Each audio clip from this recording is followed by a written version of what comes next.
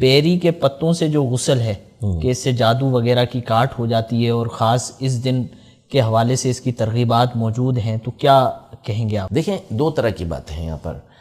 ایک تو ہے اس اعتبار سے کہ کیا یہ عمل کرنا درست ہے یا نہیں ہے. تو یہ عمل کرنا بالکل درست ہے، اس میں کوئی حرج نہیں ہے.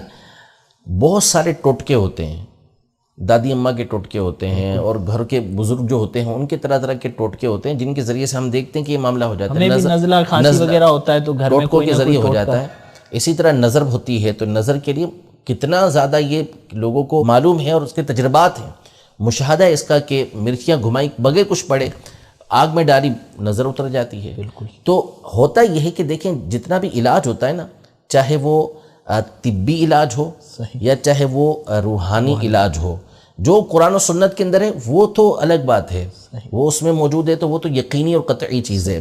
لیکن جتنے بھی اس طرح کے علاج ہوتے ہیں نا، یہ سارے ضنی ہوتے ہیں، یہ تجربات کے اوپر مشتمل ہوتے ہیں کہ ان کو تجربے، ڈاکٹرز کو بھی تجربے ہوتے ہیں، حکیم جو ہوتے ہیں ان کو بھی تجربے ہوتے ہیں کہ فلاں فارمولے کی چیزیں آپس میں ملائی جائیں گی تو نتیجہ کیا نکلے گا کہ اس طرح کا ایک کمپاؤنڈ بن کے ایک دوائی بن جائے گی جس کے ذریعے سے یہ بیماریاں، یہ جو درد ہے یہ دور ہو جائے گا. کھانے والے کو بالیقین 100% شفا ملے، یہ تو نہ ڈاکٹر دعویٰ کر سکتا ہے، نہ حکیم دعویٰ کر سکتا ہے، نہ کوئی اور دعویٰ کر سکتا ہے.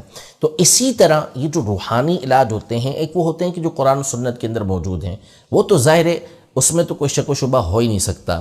باقی یہ جو بزرگان دین رحمہم اللہ اجمعین کے اس طرح کے روحانی علاج ہوتے ہیں، یہ بھی ان کے تجربات ہوتے ہیں. ان کے سامنے یہ چیزیں کھل جاتی ہیں، مسلسل پڑھتے رہنا، مسلسل عمل کرتے رہنا، اس کی وجہ سے ان کے سامنے یہ باتیں کھلتی ہیں کہ بھئی اس کے اندر یہ شفا موجود ہے، اس کے اندر یہ علاج موجود ہے. تو یہ پھر امت کی خیر خواہی کے لیے، امت کی بھلائی کے لیے اسے بیان کر دیتے ہیں.